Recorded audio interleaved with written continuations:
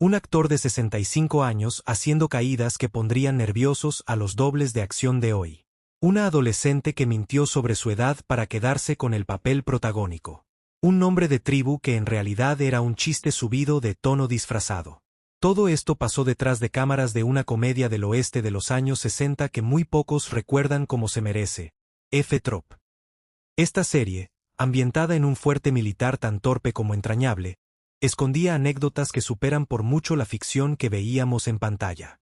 Hoy vamos a repasar 15 datos que probablemente no conocía sobre esta producción, sus actores y el motivo real detrás de su cancelación. Quédate hasta el final porque el último dato conecta con una película muda de 1926 de una forma que no vas a creer. Empecemos. Un futuro ícono de la ciencia ficción impulsó la carrera del protagonista. Antes de convertirse en el torpe pero adorable capitán al mando del fuerte, el actor que le dio vida pasó parte de su servicio militar en una división encargada de entretener tropas. Ahí tuvo como superior a un compañero actor que, años después, se volvería mundialmente famoso por interpretar a uno de los personajes más lógicos de la televisión. Nada menos que el actor detrás de un icónico oficial de una nave espacial en una serie que llegaría poco después. Ese superior notó algo especial en él tras verlo ganar un concurso de talento del ejército, y convencido de su potencial, lo animó a enviar cartas a los departamentos de talento de los grandes estudios de Hollywood, presumiendo su reciente aparición en un programa de variedades muy visto en la época. La estrategia funcionó. 2 estudios importantes respondieron, y él terminó firmando contrato con uno de ellos. Sin ese consejo, es probable que nunca hubiera llegado a Hollywood.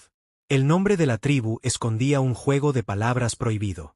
La tribu pacífica que aparecía constantemente en la serie no siempre se llamó como la conocemos. En los guiones originales, los creadores le pusieron un nombre que sonaba inofensivo, pero que en realidad era un juego de palabras basado en una frase muy vulgar sobre estar perdidos. La idea era que el chiste pasara desapercibido para los sensores de la cadena, escondido dentro de lo que parecía un nombre tribal inventado. El truco casi funciona, hasta que un sensor especialmente atento detectó la referencia en un guión y lo marcó como inaceptable para la televisión de mediados de los años 60. En lugar de eliminar el chiste, los guionistas simplemente cambiaron una letra, transformándolo en una versión mucho más familiar que sonaba parecido pero sin la connotación original. Incluso crearon una historia dentro de la serie que explicaba el origen del nombre, manteniendo el espíritu de la broma para quien supiera leer entre líneas. La actriz que interpretaba el interés romántico tenía solo 15 años. Cuando la joven actriz que terminó interpretando a la vaquera del fuerte llegó a su audición, ni ella misma esperaba quedarse con uno de los papeles principales de la serie. El problema era que tenía apenas 15 años, muy lejos de la edad que los productores buscaban para un personaje con una trama romántica junto al protagonista adulto. Decidió mentir sobre su edad y fue tan convincente que nadie lo cuestionó. Cuando finalmente ella y su madre revelaron la verdad, ya era demasiado tarde para reemplazarla sin retrasar la producción, así que los productores optaron por mantenerla en el elenco. Esto obligó a los guionistas a rediseñar la dinámica romántica. Ella perseguía abiertamente al capitán, mientras él la esquivaba con una frase que se volvió recurrente en la serie. La actriz apenas tenía 17 años cuando el programa terminó, y ni siquiera había salido de la preparatoria todavía. El borracho del pueblo en realidad tenía 65 años, de verdad. Uno de los personajes secundarios más queridos era un anciano que constantemente salía disparado por las puertas de la cantina, rebotaba contra postes y terminaba estrellado en el suelo tras espectaculares caídas cómicas. La mayoría de la audiencia asumía que se trataba de un doble joven maquillado para parecer mayor, porque nadie de esa edad podría hacer semejantes acrobacias. La realidad es todavía más impresionante. El actor no llevaba maquillaje de vejez porque realmente tenía 65 años, y ya llevaba más de 4 décadas trabajando como especialista de riesgo desde la era del cine mudo. A lo largo de su carrera había doblado a algunas de las estrellas más grandes de Hollywood y siguió realizando acrobacias peligrosas hasta bien entrados los 80 años. El personaje fue creado específicamente para él, como un homenaje a su talento, aunque apareció en muy pocos episodios. Una leyenda del cine mudo llamó personalmente para felicitar al protagonista.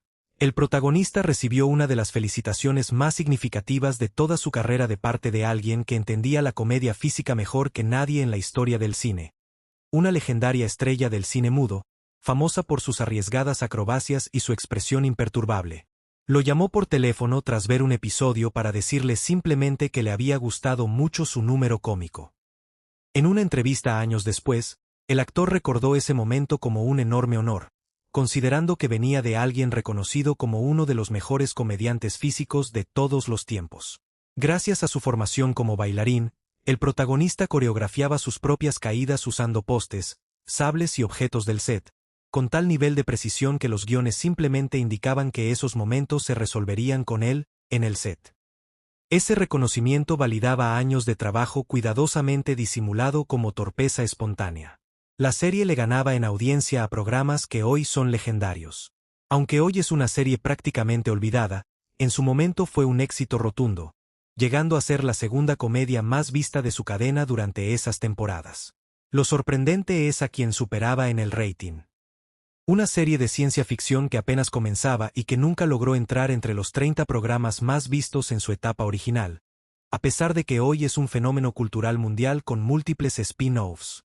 Lo mismo le pasó a una comedia de náufragos que se volvería un ícono de la televisión en repeticiones. La ironía es enorme. Esos dos programas hoy son referencias culturales constantes, mientras que esta comedia del oeste quedó relegada al recuerdo de fanáticos de la televisión clásica, a pesar de haber sido, en su momento, mucho más exitosa en números reales. La cancelaron a pesar del éxito, por pura decisión corporativa. El final de la serie no llegó porque el público dejara de verla, sino por una reestructuración corporativa. Cuando el estudio que la producía fue comprado por otra compañía a finales de 1966, los nuevos dueños decidieron que no valía la pena destinar tanto terreno de sus instalaciones a una sola comedia de media hora, sin importar que las cifras de audiencia seguían siendo sólidas. El elenco y el equipo esperaban con confianza una tercera temporada. Pero los nuevos ejecutivos priorizaron recortar gastos. Al pasar de blanco y negro a color en la segunda temporada, los costos de producción habían subido considerablemente, y sumado al espacio que ocupaban los decorados del pueblo del oeste, decidieron que ya no era rentable. Uno de los actores principales explicó después que, simplemente, la nueva administración consideraba un desperdicio tener tanto terreno ocupado por un solo programa.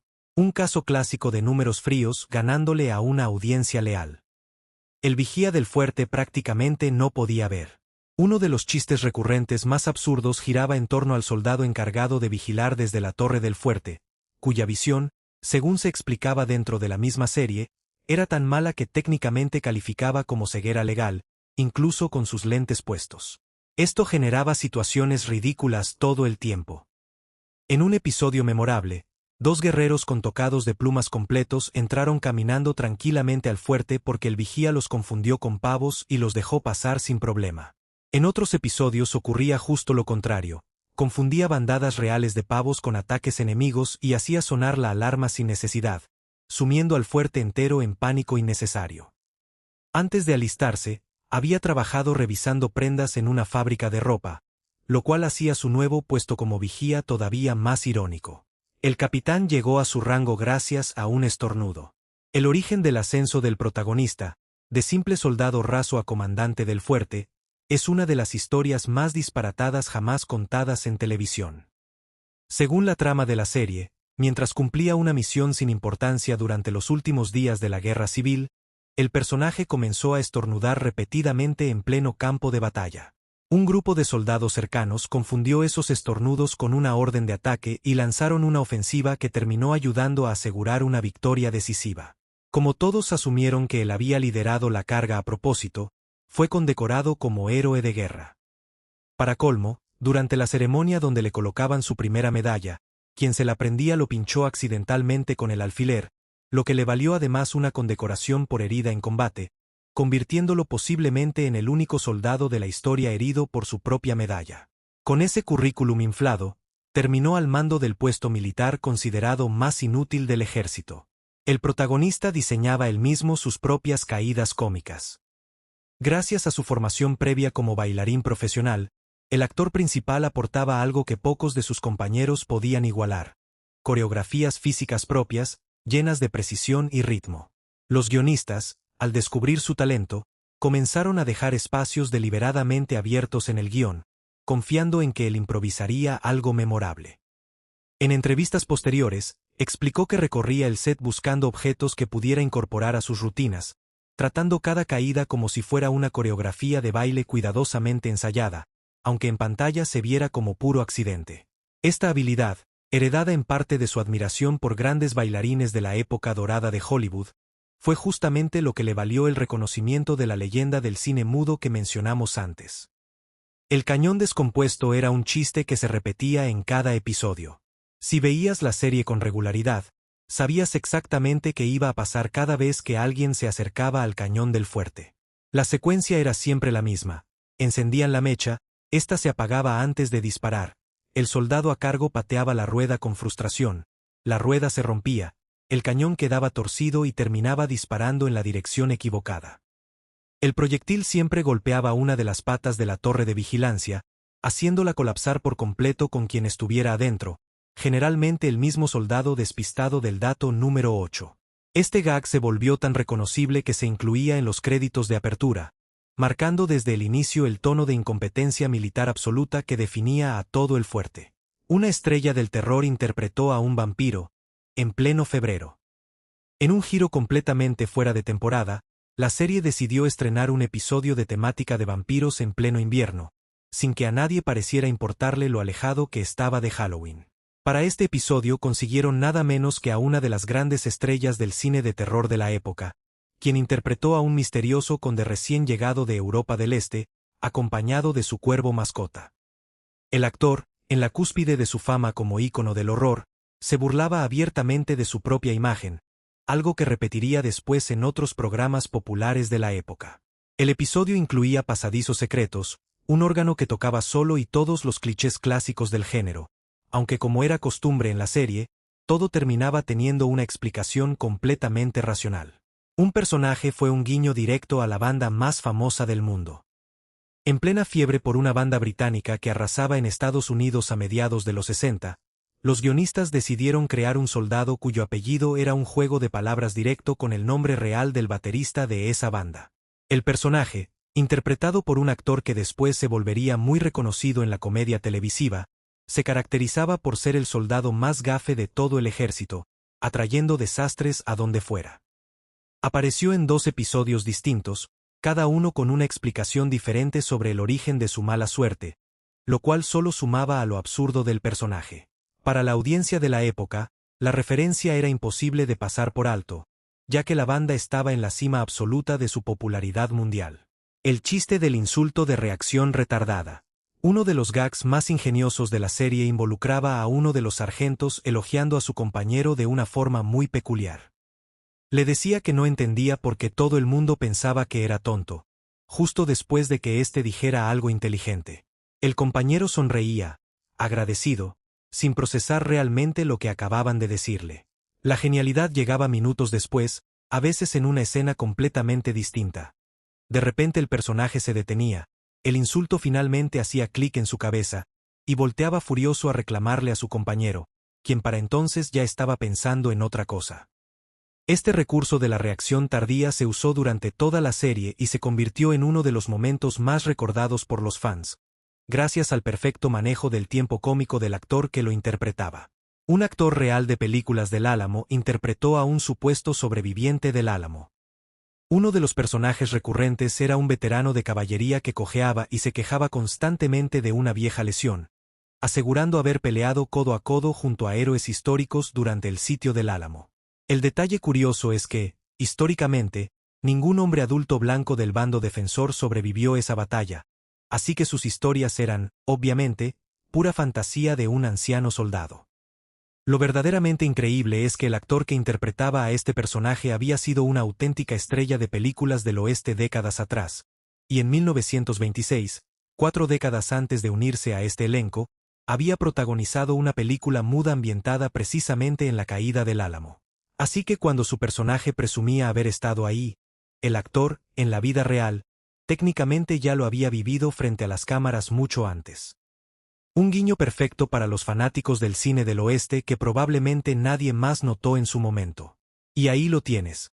15 datos que demuestran que lo que pasaba detrás de cámaras en esta comedia del oeste era, muchas veces, todavía más increíble que lo que veíamos en pantalla.